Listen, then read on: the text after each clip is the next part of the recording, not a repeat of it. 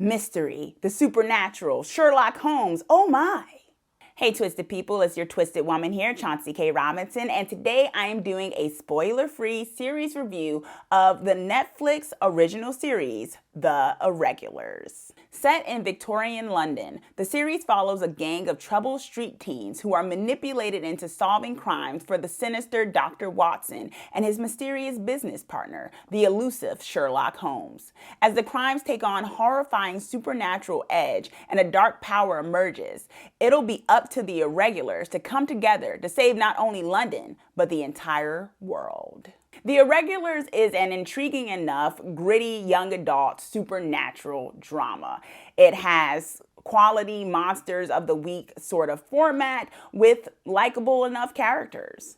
The young characters in this series are the heart of it. They are very much the central focus, and if that is going to be the case, you have to like at least 80% of them. Luckily enough, I think the writers and the showrunners do a good enough job in making that the case.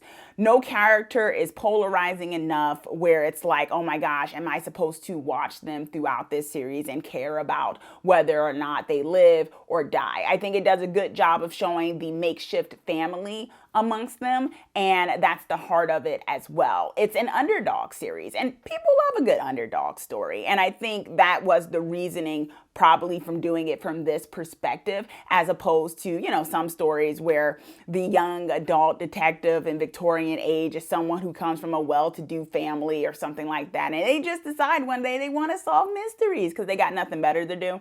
And so I like the fact that the way that these characters come about doing this comes out of necessity, but mixed in with a morality tale of what does it mean to be good? What does it mean to be evil? Are monsters created? The nature versus nurture model that you see in themes of this. The question of class, which comes about because these main teenagers are poor. I am a little bit on the fence on whether or not each of these episodes needs to be an hour long. I feel because of that, there are scenes that go on a bit longer and certain things that feel a little repetitive, especially with each episode of certain themes kind of getting retold or emphasized again. And it's like, well, I watched the previous episode. I already understand this part. Why are we doing this? Not saying I don't like spending time with the characters. I just think there's some extra padding in there that doesn't need to be. I give kudos to them for the diversity. It's realistic. It is Victorian era London. London was a major city. So of course there were people from all over.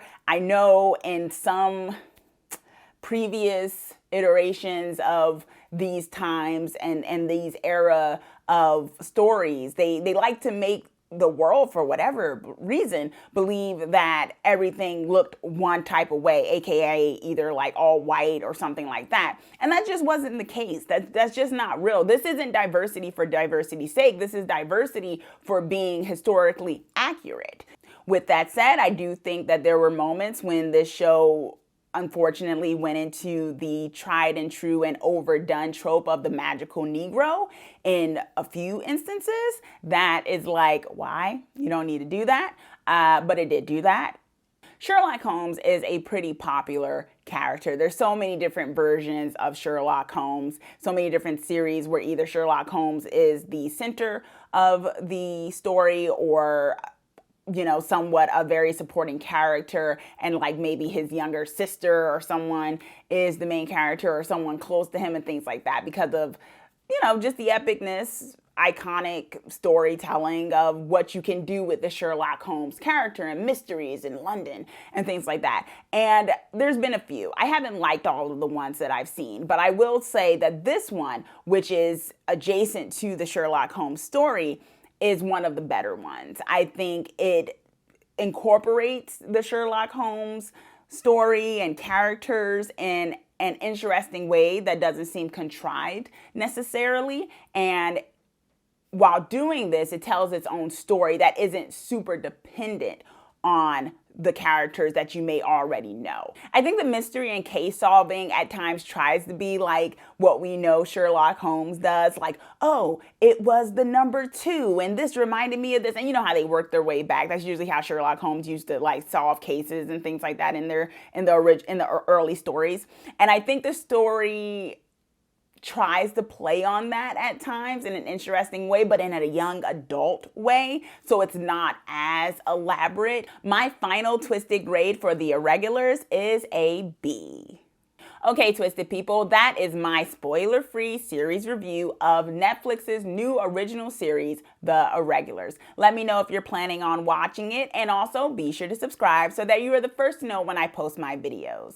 Thanks for slicing into this storytelling with me.